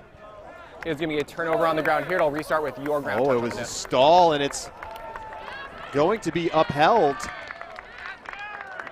It's not going to be upheld. That's wow. That's big for Olaf. That's huge. I mean, we just watched OC go all the way to the end zone for what would have been a 5-goal lead, and now Olaf is going to get to take over almost in their own red zone. First move here from Olaf has to be getting off the line. Violation call in the backfield. Play stops.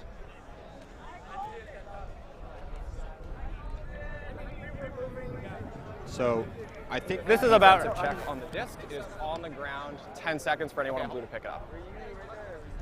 Well, everybody has to go back to where they were when the stall happened. One of these rules that I think probably is ready for an update from USA Ultimate. Yeah, I would say so.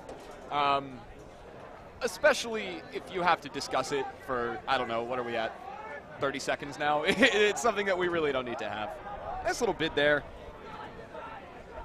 Here we are. So disc checked in, and it'll be Fetland Souza to pick up. If I'm Olaf, I try and get it off the line here. Oh, and it's just another great block. Kamari getting a piece of it on the reset attempt. Looking deep straight away.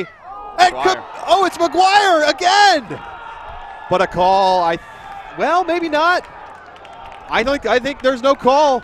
McGuire with his 5th goal. OC goes up 13-8 in full command. Wow.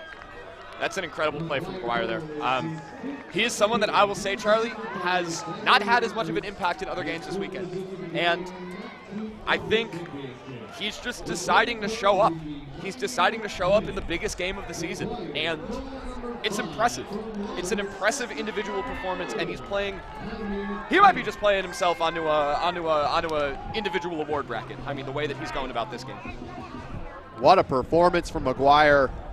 And Kamari with a great defense. There was no reset option for Vietlin Souza to try to take advantage of. He tried to just flip one up over the top, but Kamari knew it was coming. And then it's off to the races.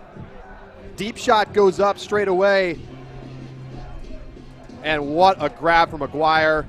The dagger. You know, I would say that is what I think is the third high-release inside flick that has led to a turnover from St. Olaf. Don't be surprised if we hear that is part of the scouting report from Garrett Taylor. He's someone who knows release points. He is someone who will go out of his way to make sure that he knows who these handlers are and how they throw.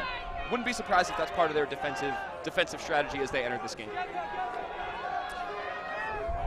Olaf O-line reeling, trying to right the ship, get the defensive line back on the field.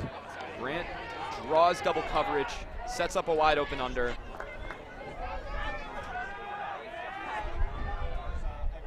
Grant near sideline, stall count getting high. Good reset off the line to Carter Schaefer. Comes around to Vietlin Souza. He's going deep. Big huck.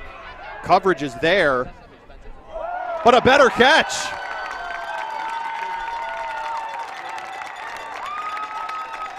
What a grab from Trevor Laugen going up against Samuel Roberts. And I mean, a bit of an ill-advised huck. That works, Charlie, but I don't like that shot. I mean, look, the defender is in better position, but Roberts doesn't really go aggressively enough to the disc, it feels like. No, this is one of those things where, you know, Vietlin Souza's obviously a very good handler. You know, he's the center cog on the #1 team coming into this tournament, but it's one of those things where you gotta play a little bit safer. You gotta play a little bit tighter. And you know, we talk about it a lot. You know, we talk about it a lot on my team at the University of Texas, right? You play differently in a high-stakes game than you do in a game in pool play. And right now it looks like Olaf is, you know, Olaf needs to start to flip that switch. They're down 4. I don't know if that's going to be something they're able to do, but it's going to be very important if they want to stay in this game. They need 5 breaks. Some of the best plays for this Olaf O-line have come from deep shots to one-on-one receivers. And it's a lot of times it's been Brandt, but we see Laugen get open there, or create, I don't want to say if he was open, but create a big play. And now, finally, their D-line is back on the field. Oklahoma Christian 2 points away from back-to-back titles. I will say, if that huck goes up to Will Brandt, I'm not saying that's a bad decision. And maybe that's just my thoughts, just my thoughts about playing this division for a while. But you got to love your matchup hucks to your best player. So, brick mark possession starting for Oklahoma Christian. Hamilton initiating. Yeah, quick, easy 10 yards for OC up the line. Now to Costello.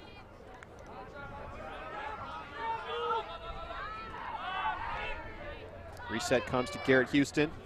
Right back to Costello.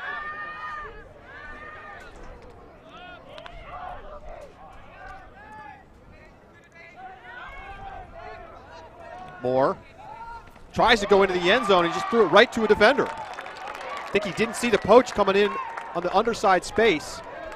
So Olaf gets a break chance. Big shot here. Looking deep straight away. It's tipped. And it's knocked away. Good defense from Trevor Cook. And another missed break chance for the Berserkers. This is popped. And that looked to my eyes like it was caught by the defender, and there's not even a question about it from Oklahoma Christian. And a timeout called by Olaf. Smart call there from Olaf. So that is their second and final timeout here in the second half. And a little bit of discussion about, I think they were just trying to figure out what the stall count was. It looked like it was indicated to be a stall count of 5 coming back in. Quick count to get to 5. Oh, yeah. But that's what it will come back in on. So let's take a look here at some of the plays that we've seen from Will Brandt today. He's had a quieter second half, but boy, was he tearing it up in the first half. He's really kept them in this game. Deep shot there. This huge layout catch. Going up the line. He's just such a difficult matchup to deal with. Size, throws, speed, big defense. See them on the layout. Going up over the top one-on-one. Will Brandt is going to need to come up big at the end of this game as well. You know, Charlie, I don't necessarily love to do. I don't necessarily love to do some of these player comparisons, but someone who Brandt really reminds me of, Jay Fruit. He reminds me of a Jay Fruit type. Someone who is a huge cutter downfield who can make these plays, but also can shoot long and be a very good asset behind the disc and downfield as well.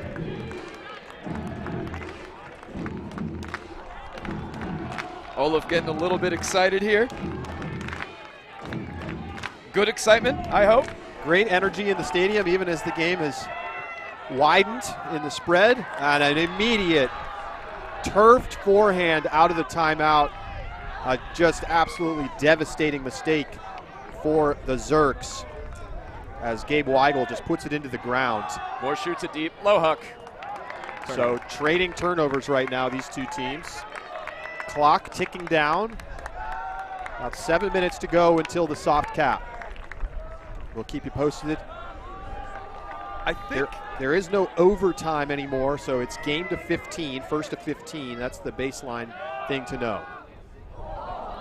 And immediate turnover right back as Brandt's pass goes high over the head of the reset. And so OC now has it about 20 yards out to try to get onto the doorstep of their second straight title. Swing comes around, another popped up backhand.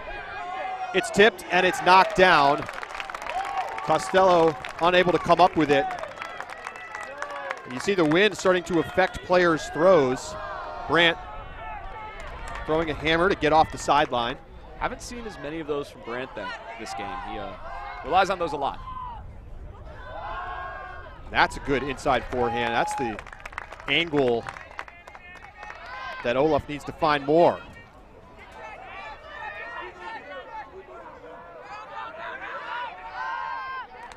Little offhand backhand.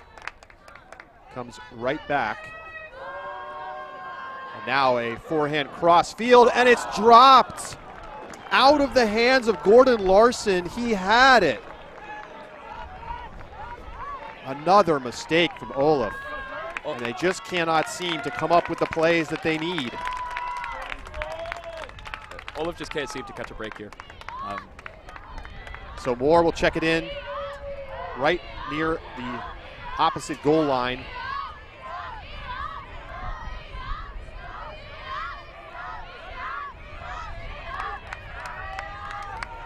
Nice switch there. Excellent defense from Olaf. And they're forced into a high stall swing, but I think we're going to have a stall 10 swing. Yep. And there will be a call. And it looks like Bololo isn't going to contest. So tremendous defense. First a switch and then a poach underneath and right to the end zone. Olaf in for the break. Back to a 3-point game. Brandt there just picking up, immediately shooting to one of his favorite targets, Gordon Larson downfield. You know, they got to get something going, and it's every comeback starts with the first point. So right now they have a chance they're going to be pulling downwind, it looks like. So they're going to really have an opportunity to maybe pin Olaf on that sideline, that far sideline over there, and really, you know, hopefully be able to force another turnover. Their zone has been working. I think as it gets a little bit windier, they may be able to run that trap a little bit better than they had in the first half when they were able to kind of work it up through all those different throws.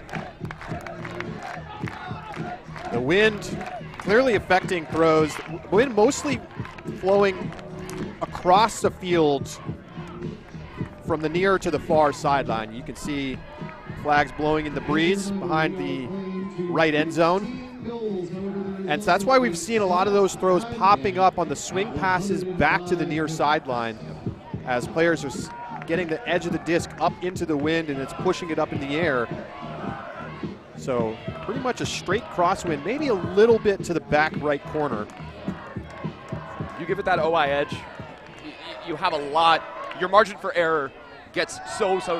You got to put so much spin on it.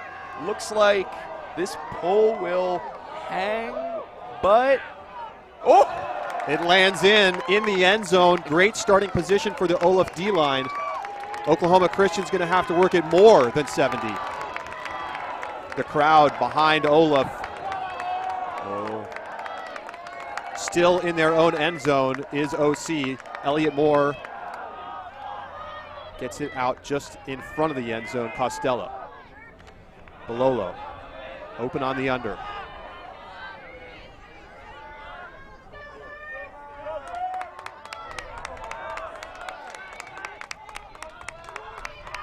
Swings across to Roberts.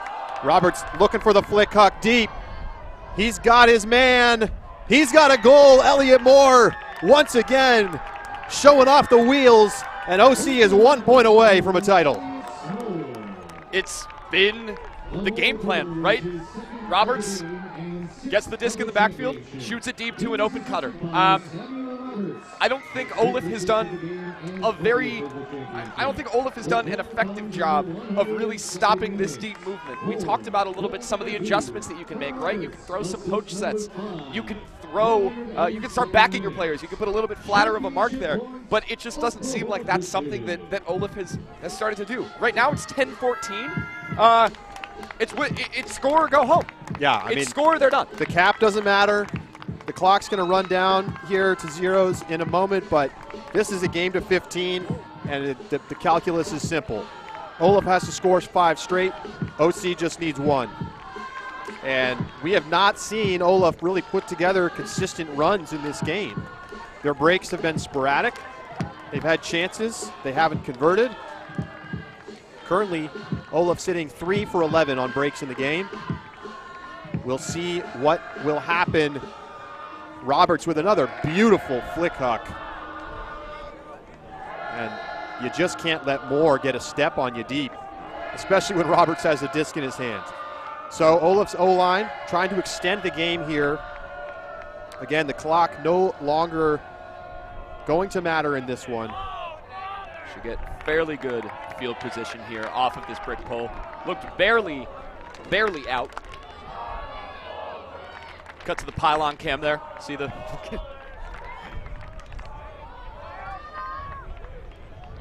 Getland Souza starting with it.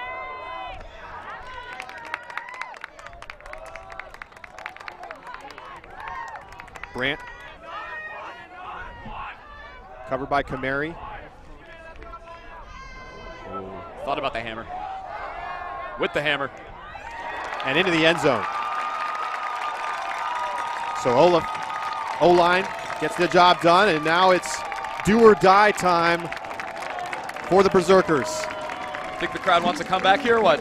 I think we've seen the crowd be behind Olaf all game, and that's not going to be any more real than it is right now. Look at the great spot in the back of the end zone to watch this game on the hill.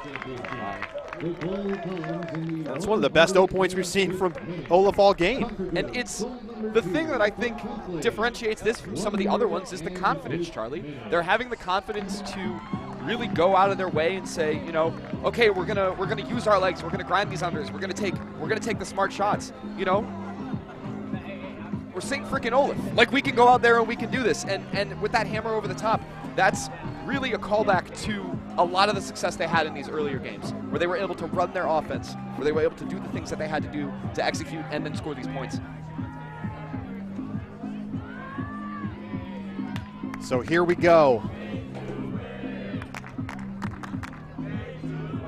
I don't think Brandt has come off the field in the second half, maybe for a point.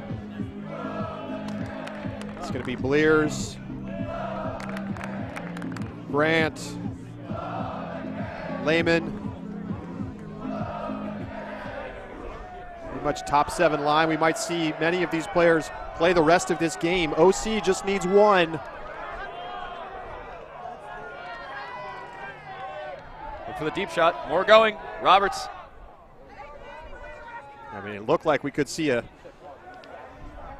carbon copy of the previous point, but a pick call brings it back. Saying 3. Moore still with a step downfield.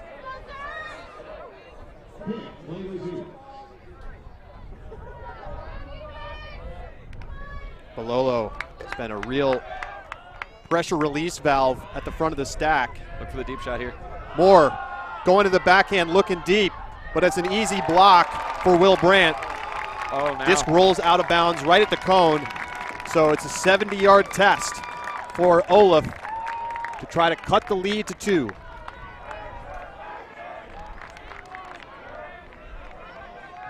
Hammer over the top, risky shot. And that's not going to work. Easily knocked away. Oklahoma Christian takes back over. Hammer directly into the wind.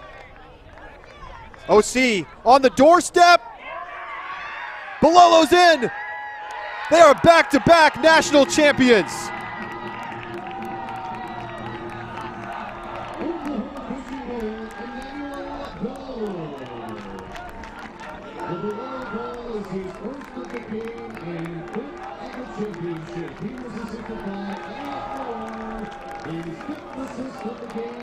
OCU came out and played a dominant game today. They had a chip on their shoulder. They did not have the crowd on their side, but it didn't bother them. They came out, were the mentally tougher team, executed on what they had to do. Now they're back-to-back national champions. You can't say that it is not impressive. This is something that I think a lot of people thought was going to be able to happen coming into this. OC is underseeded. They come in as the 6th seed, and they go and they retain their national title, and they knock off a St. Olaf team that on paper is extremely good, but today just couldn't execute the way that they had to win a national title. I mean, what a road it was for OC. They have to play the 3 seed Barry in pool play. They have to take on Middlebury in the semifinal, arguably the favorite coming into this weekend, and then they have to beat the 1 seed in the championship game, and they get it done. And it comes down to their defensive line putting together a string of breaks at the beginning of the second half to pull away. And what an accomplishment for this OC program. As we take a look at the bracket, and you see the run that OC had to make. They get the win over Barry in pool play, win the pool, get the bye into the quarterfinals, easily take care of Grace. And then the very tough game yesterday against Middlebury.